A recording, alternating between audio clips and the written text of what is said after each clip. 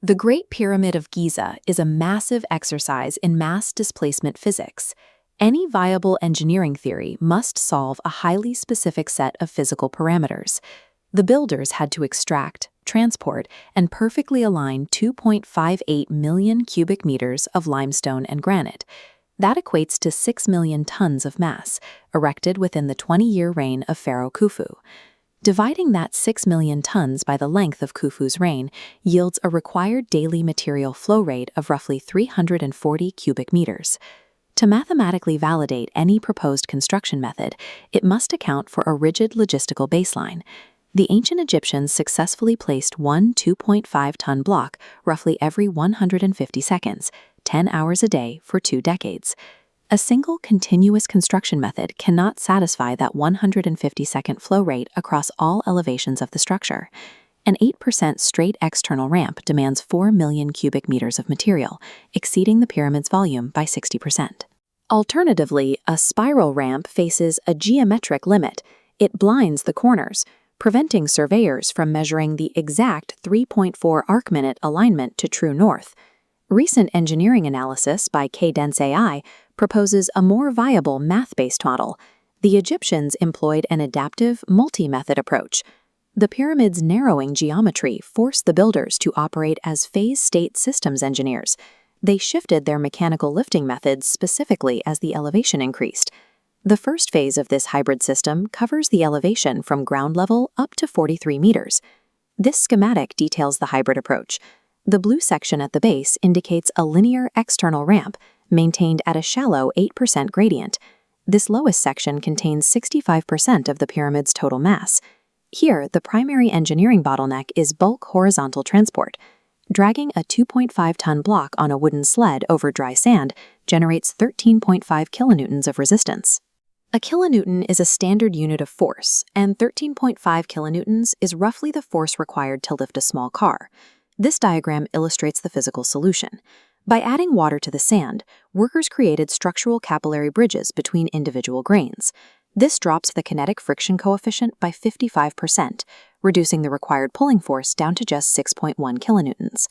At this reduced resistance, a single team of 41 workers can sustain the necessary pulling force to successfully deliver 10 blocks per day. Manipulating the sliding friction coefficient via wet sand solved the thermodynamic problem of moving the structure's massive base volume. Phase 2 covers the middle elevation zone, from 43 to 100 meters.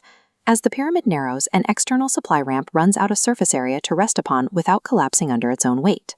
Returning to the schematic, the orange section reveals the architectural solution for this elevation, an internal spiral ramp housed inside the limestone structure.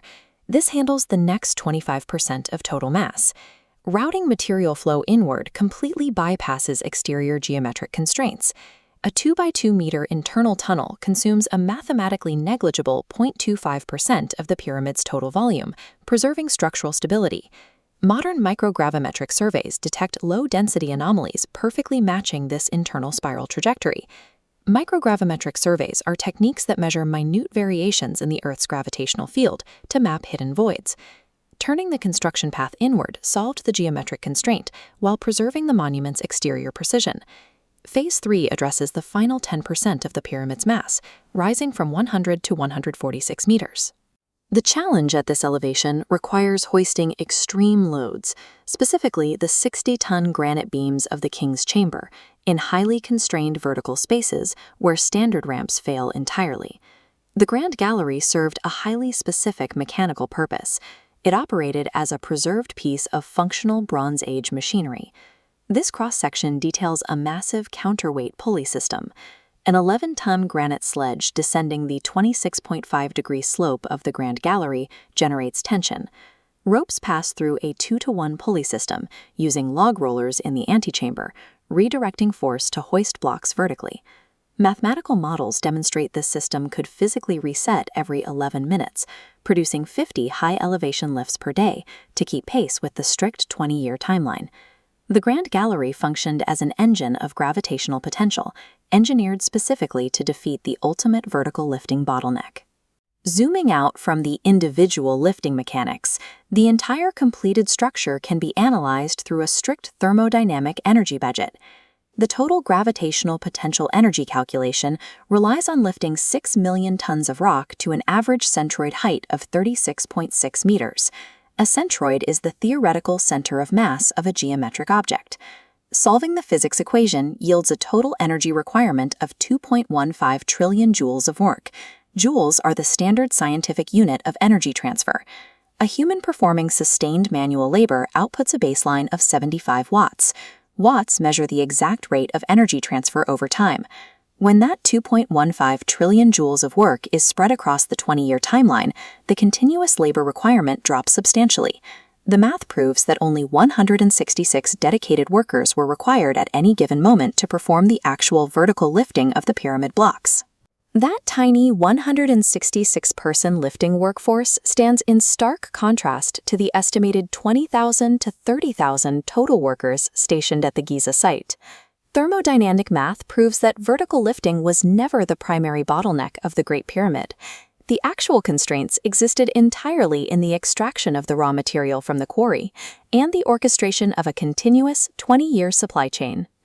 This matrix compares 5 mechanical theories: hybrid ramps, counterweights, wet sand, staged workforces, and integrated methods. These solutions represent modular components of a single adaptive construction program. The builders relied entirely on known, measurable physics. They maximized the efficiency of simple tools through extreme adaptability. Today, the Great Pyramid survives as a proof of concept for rigorous pipeline optimization and phase-state systems engineering.